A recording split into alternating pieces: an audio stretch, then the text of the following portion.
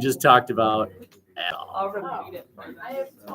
Actually, the amount of information we're going to cover in class is a little less than normal so that you have a little more time than normal to work on whatever. Okay, so we're talking about the end of the war. What war?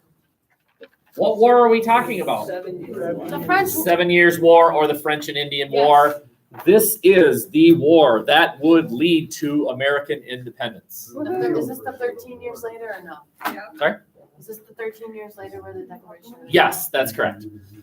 So we're not going to fight the war, but here are the results. If you try and recall the map that I showed you yesterday, there was a big blue thing in the middle of North America. That's gone. That's not France. It's France has been expelled from the North American continent with 2 exceptions, and I do promise that the prompt looks like this, and so don't get this one wrong. They still were able to own lovely Haiti, and they had fishing rights off the coast of Newfoundland. They owned it. Oh. They owned Haiti. And this will be kind of interesting because later on when we meet a French fella named Napoleon, he would develop a plot to retake the old French possessions, and his springboard would be Haiti. He would send French soldiers to Haiti and from there launch a massive invasion and retake what was once New France. And that got bogged down when his forces lost to the mighty Haitian army. So anyway, back to this. You'll see that the British captured all lands up to this mythical line. What is that mythical line? It's the Mississippi River. Did you say Texas? Awesome. Texas. Right there. Texas. Or the Mississippi River. Okay. And you'll also notice that the French gave up what would become the Louisiana Purchase to the Spanish. And you might be wondering, Spanish, when did they join this war? In the European theater, they joined, and as a reward for helping the French gave them that chunk of land right there. Okay, the name of this treaty is the Treaty of Paris 763. And yes, you must say it like that. You must say the word Paris as if you're attempting to puke. It is the Treaty of Paris. It is the Treaty of Paris 763. And it was signed in Paris in 763. Where are most treaties signed in Paris? Yeah, that's a good question. Here it is. And what happened? Spain ceded what is today Florida to the British. In exchange, the British gave Spain Cuba. This all has an impact later on in American history. So just keep in mind that there are things that are happening in the mid-1700s that will have an impact on American history 100, 200 years later. It's kind of cool. Okay? That might be the most important outcome of all of them. The fractured relationship between the colonists and the British. The development of a new we they. It used to be we British colonists. Well, it used to be we Europeans, you Indians.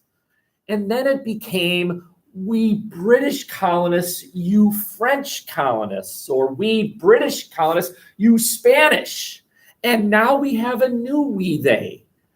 You British, we not British.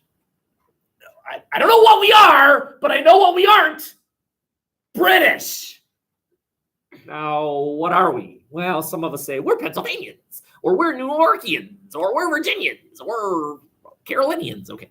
And the development of American is the interesting thing that we will kind of figure out as the day goes by. So the development of a new we they. You'll also notice here this strange line. This simply represents the original British colonies. And then it says here proclamation line of 1763. So So the very same year that the British acquired all of this land, they issued some sort of proclamation, and that is sort of interesting. So we'll look at that in a second. Any questions? Yeah.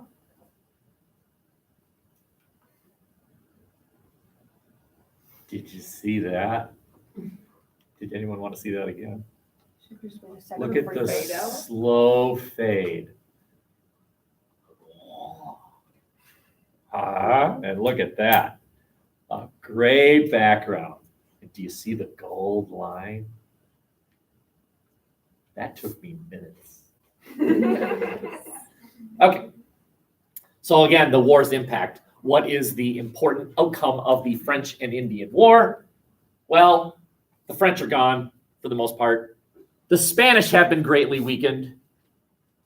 The Native Americans are weakened. Remember, the Huron tied their fortune to the French, and it didn't go well. Now, can anyone remember which Native American group thinks, yeah, we're all right?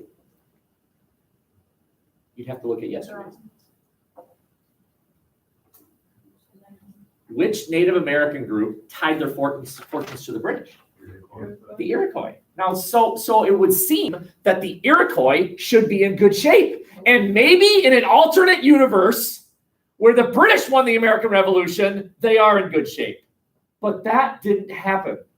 So the Iroquois sense of victory is a temporary measure that would end with the American victory during the Revolution. Who emerges as the dominant power? Britain. And this really should say Britain. That is an error on my part. I apologize. It's Britain and the colonies that there's some tension. We don't see eye to eye.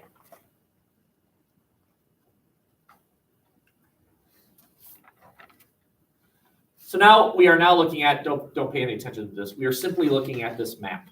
And if you're trying to figure out what you're even looking at, there's Wisconsin. Here's Michigan, there are the Great Lakes, right? We have to go back to this map right here. And so what we're looking at is this area right here. And I again remind you that there's this line that the British drew in 1763. And now we're finding out why. Why did the British do that? So imagine your dad comes home tonight with the keys to your brand new car. Here they are. This is your car. And throws it in a safe and locks it and says, you'll never drive it. It's too dangerous out there. But it's yours. Now, at that moment, do you say, God, thanks, Dad. That's awesome. Or do you say something else? Like, you're an idiot. Or, what good is it? What good is it to give me keys to a car that I will never drive? Because it's too dangerous out there. And that's what the British did. That's exactly what the British did. Here, Americans, we're giving you all this new land. But we forbid you to go over there. It's too dangerous out there because of this nutcase named Pontiac. He's a dangerous Indian. And he launched a series of attacks with his Indian friends against British-owned forts. Remember now, before this was all French. And Pontiac got along with the French just fine. But that's because the French treated the Indians maybe not as equals, but pretty darn close. And now the British are in charge. And Pontiac's not an idiot. He knows about the British approach to Native Americans, as in,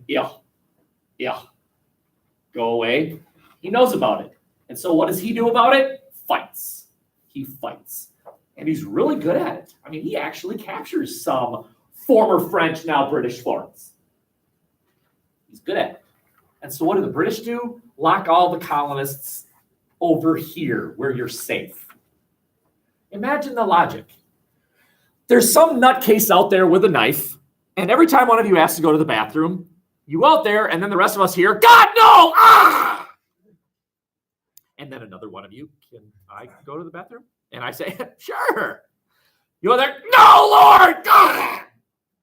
And so, after 3 or 4, I'm curious what's going on. So I take a look out there and I shut the door and I say, hey, by the way, there's a nutcase out here with a knife. So what I do to solve the problem is lock the door. Problem solved. Right? Problem solved. Yes? No? Why are some of you thinking, no, you didn't solve the problem? Are any of you in danger anymore? I have protected you. I, the authority, have protected you. There's a nutcase with a knife out there in the hallway. So I, the teacher, the British, am going to lock you in where it's safe. We'll just make a spot in the corner there for poo, and maybe up here for pee-pee. And we'll rip those doors off and we'll make it private because privacy is important. Yes? Hooray? Good thinking? No, because there's a guy with a knife in the hallway of a high school. Maybe I should take him out. Maybe that would be the more proper solution here. That's what the British did. The British simply locked everyone in. There's somebody dangerous out here. Let's stay over here where it's safe. And the Americans, again, this increases the tension between the Americans and the British. You're punishing us. Go get him. Why don't you go get him? He's the problem. Increased tension between the Americans and the British. Now, the British said, okay, we'll go get him. Okay, and they did. And eventually this rebellion ended. Are wars expensive? Yes. Oh, yeah. Any of you fish? Hunt? Drive? Do any of you do things?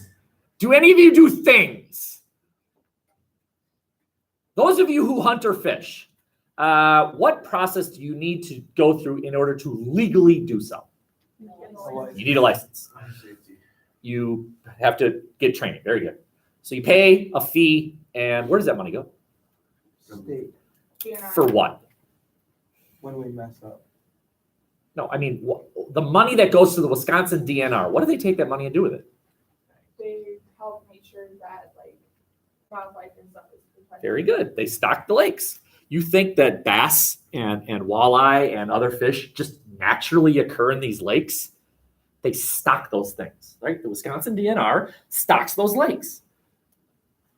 That type of fee that you pay is called a user fee. The people that enjoy the benefit of the fee should pay the fee. When the British send soldiers to get this guy, who did they come up with as the people that should pay for it? The colonists. You should pay for it. We're here to protect you. You should pay for it. You should pay the bill, colonists. Now, do you think the colonists are like, well, thanks. That's awesome. We'd love to pay for it. Isn't that what Americans every year say? Government, please tax us more. I love paying taxes. Or are we as Americans usually more like, I want you to provide the service, but I don't want to pay for it? That's pretty typical. We have the largest debt in human history right now. It's right around today, $22 trillion. That's with a T, trillion dollars. We can do some math to figure out how much each of you owe, but it works out to about 60 grand per person. Each of you owes $60,000 to something. Okay, and can you see how this would increase the tension even more? First of all, the solution was keep all the colonists in the safety of the 13 colonies, and then when the British were like, all right, we'll go get the guy. And then the colonists were given the bill. Here you go. You pay for it. Ah, I hate you, British. Oh. There is the proclamation line. Nothing new there. It was called the Proclamation of 1763. You should be able to answer all these questions. What, why, and did it work? What was it? It was a line keeping the colonists in. Why? Because Pontiac was out here. Did it work? That's a good question. the British sent 10,000 soldiers to enforce this line.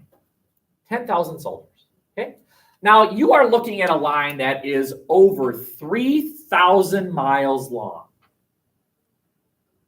10,000 soldiers. Math tells me that that's 3 soldiers per mile. Okay? Now, of the 10,000, about 7,000 enforced this line from a spot about here in Boston.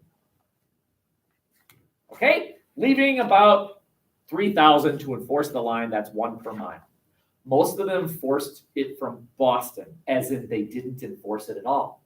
Think if you're a British soldier, would you want to be out here in the middle of nowhere? Why? Boston has really good soup. So most of them hung out in Boston. So can you see the absolute fury of the colonists? First of all, you're keeping us in this room. Secondly, you're sending a cop. What's our cop's name? I don't even know. Seems like a nice fella. Kind of cute. He's kind of cute. Who's got a hairier head, him or our new science teacher? I don't know. Anyway, so imagine this. I'm keeping you in the room, and then I'm hiring that cop to not get the guy in the hallway, but to make sure you stay in the room. And then I bill you for it. Yeah, you're paying this guy. And you might be thinking, for what? Why are we paying him? He's not even doing his job. Oh, by the way, where is he? Keeping you in the room? In his office. Reading a book. That's what's going on. Can you see the absolute fury of the colonists? We're paying a guy to do something we don't even want him to do. And by the way, he's not even doing it. He's not even doing what we don't want him to do in the first place, which makes us happy. But dang it, he's not even doing it anyway. Ow! I hate you, British. Okay. So did it work? No. Did not work.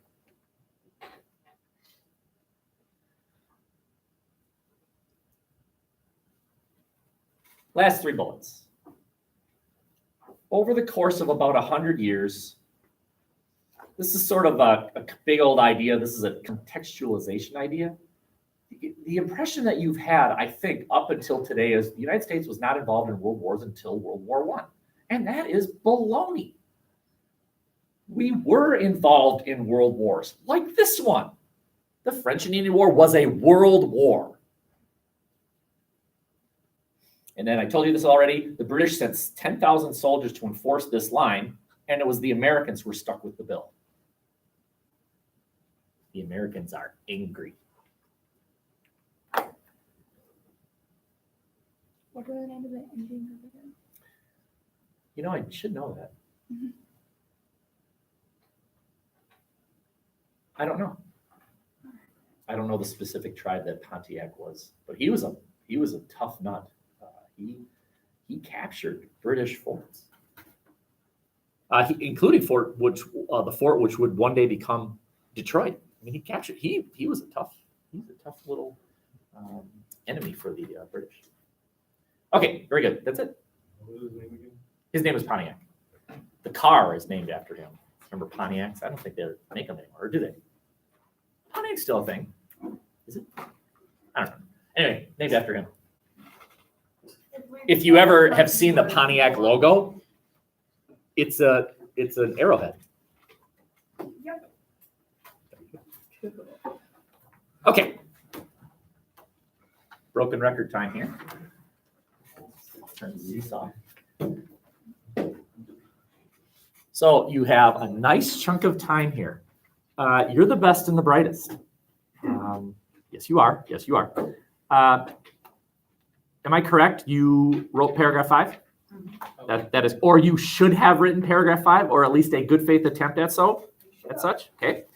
So revise it. And then you're at the point where you're writing paragraph 6, which is the concluding paragraph. So I've got something for you. So hold on a sec. If we have a practice 6th paragraph.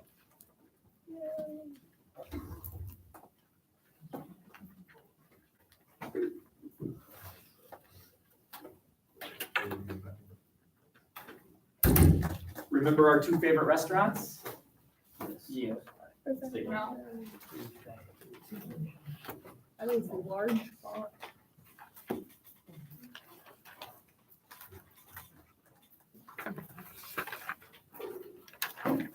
And you'll need somehow 3 highlighters. If you want to borrow those, that's great. You're welcome to do so. That's why I bought them. That's what I call it. So nice.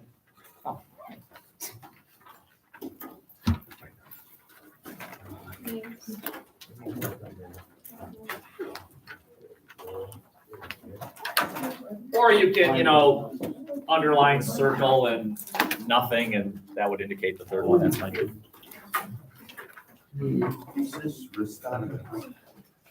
Sorry?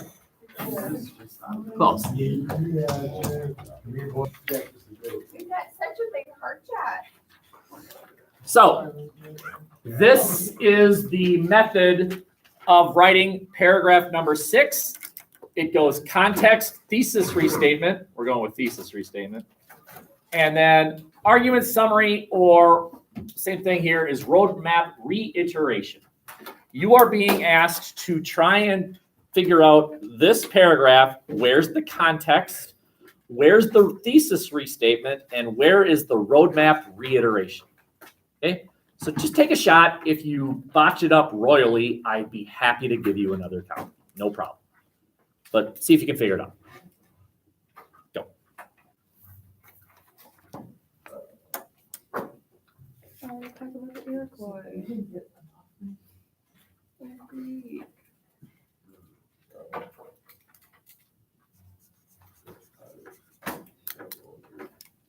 Oh, I'm sorry.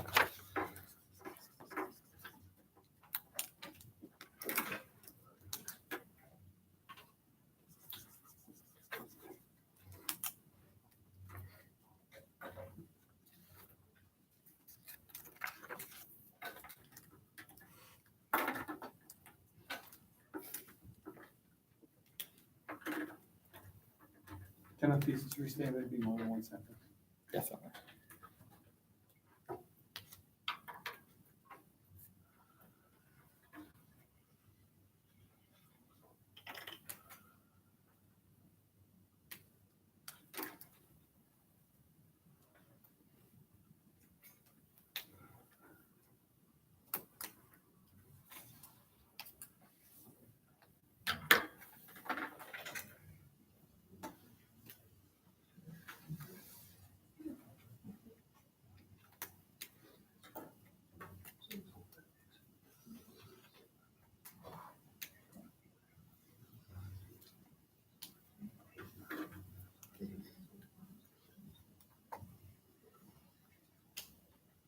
It's the cutest little island.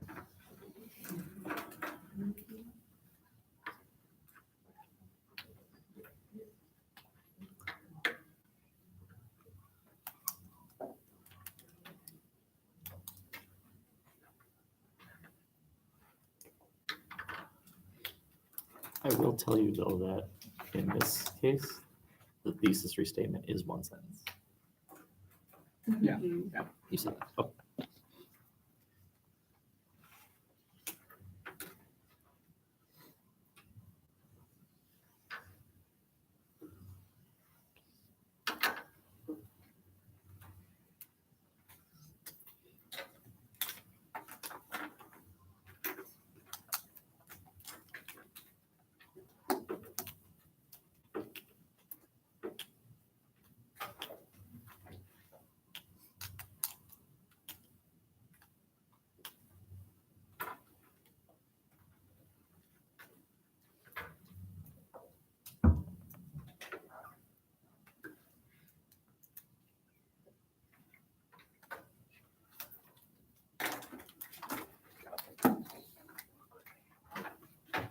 You've done your job. Time to walk. I hope Is anyone in band? Is band a thing tonight? Yeah, there's It is. But it's reinstated. That band is playing at volleyball tonight, as far as you know. Yeah. Okay. That's what- Okay. Okay, good. That's good. I'm glad. He said that this morning, like, oh, you guys don't have a meeting that day, come up and, right? Oh, that's my mom's birthday. She could Tell come, your the mom to volleyball come. game. No. Happy birthday, come watch this volleyball game. No, come watch us play. If we had thought about it, we'd have had everyone dress in early 90s because the 93 state championship team is being honored tonight. They're all here. I found their uniforms, their original uniforms. I'm gonna make them wear them. See how they fit. Oh my goodness. I got But- the North Stars jersey. I think a few aren't here, but at least. Yeah. So, Oh my gosh. wouldn't it be cool if we all dressed the way they dressed? Which I'm not really sure how people dress. I think they had like shoulder pads. They're like Girls five. wore like Perm. coats and very curly hair. Yeah, I saw the picture on Facebook of like the invite or like whatever, like the. yeah, scary, isn't it? And there's crotch off. I saw this like then. Yeah. Anyone need more time? All right, I will read it, and then you tell me what you did with it. I'll just do it sentence at a time. Since ancient times, one thing has linked people together: the meal. What is it? It's context. I'm giving you a big clue how I think you should start your last paragraph of any essay, and that is throughout history. It is no. What? Throughout history, what? I've seen essays in previous years about this Zinn, Schweiger, and Allen thing about there have been competing history books that argue about their version of how things went, right? That's true throughout history. Ovid was a historian in ancient Greece. I'm not sure about that name, but that's how you need to look at it. What's the big picture? What's the big idea? And for this essay that you're coming up on, the big idea is there are competing versions of history. And some historians want you to think this, A. Other historians think, no, B. Well, how do you determine, you as an objective person, how do you determine which historical version is the more valid version? Right? You've got even today, in today's crazy media world, you've got some media reports saying that Trump is borderline criminal and he's at least a sexual, very inappropriate person, blah, blah, blah, blah. And then you've got another version saying it's all lies. And you've got one version that says that Trump was heavily involved with the Russians and that he stole the election, blah, blah, blah. And then you've got another group that's saying, nah, none of that's true. Well, how do you know? How do most Americans sit there and say, I'm hearing one version from A and another version from B? How am I supposed to know?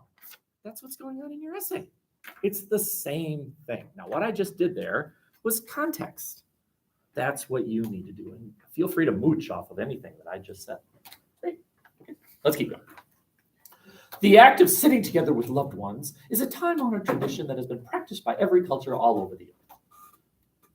Still context. The Iroquois would sit down together with members of other families and eat what had been hunted. Greek families would sit down with each other, feasting on olives and figs and wine. This tradition made its way to the Americas. But with the development of the fast food restaurant, this ritual has been under siege. We're being attacked!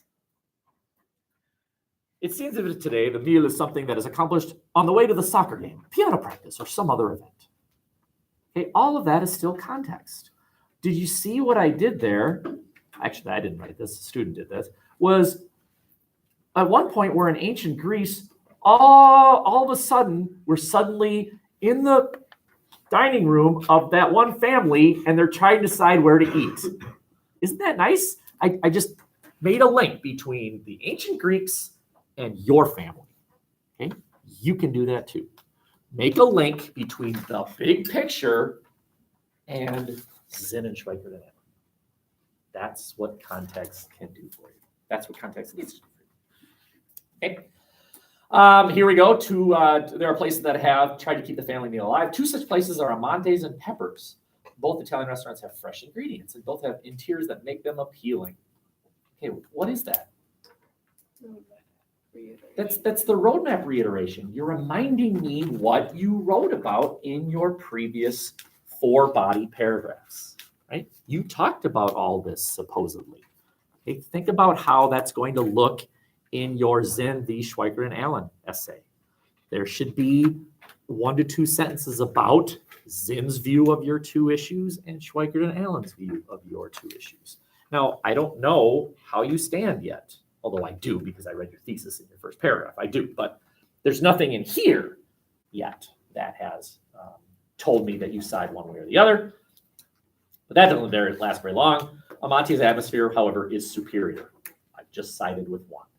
That is necessary. You need to pick a winner. Pick a winner. Okay. And again, for this essay, it's 2-0. You can't say, I agree with Zinn on this one.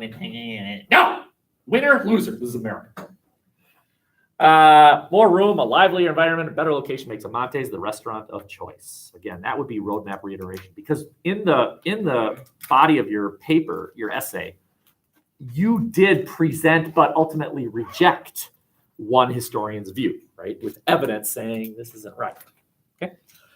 Last sentence. Peppers and Amonte's both offer a greater variety of ingredients out of the choice of restaurants, but the lively, funky atmosphere of Amonte makes it a better place to give visiting friends and family a taste of local culture. That is word for word the same as the thesis statement that was in the first paragraph handout that I gave you. So you might be sitting there like, can we do that? Can we write word for word your thesis? And I will say this time the answer is yes.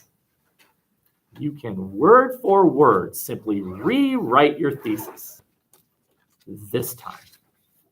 In the future, you got to say the same thing without saying the same thing. Okay? So your charge, what you are now given the responsibility of doing, is revising paragraph 5 after having other people in this room read it, get it back, revise it, and then good faith attempt at a concluding paragraph for tomorrow. What are we doing tomorrow? Like, are we doing anything with the paper? Oh yeah, we'll keep going. Oh, the paper, the Lexington paper. You're handing it in, and then I will acknowledge its existence, give it back to you, and then I will walk straight to Lindy and say, "You're on. Your turn," and he will take over from there. Okay. Any other questions? Very good. So thank you for reminding me. The Lexington thing's due tomorrow. 2 more Kias are due tomorrow. A revised paragraph 5 is due tomorrow, and a good faith attempt at paragraph 6 is due tomorrow. I'm giving you 20 minutes. What's up? We're supposed to write the paper for the Lexington. God, no. Okay. I was. Well, You say did, that did when you? first. No, I was. Just answering the 7 questions or whatever per witness. When you first handed it out. Yes, you told me that already. I know. I'm Stressed out wrong. a lot. You're right. I'm dumb. You're smart. So why are you teaching? Because I'm old. So old.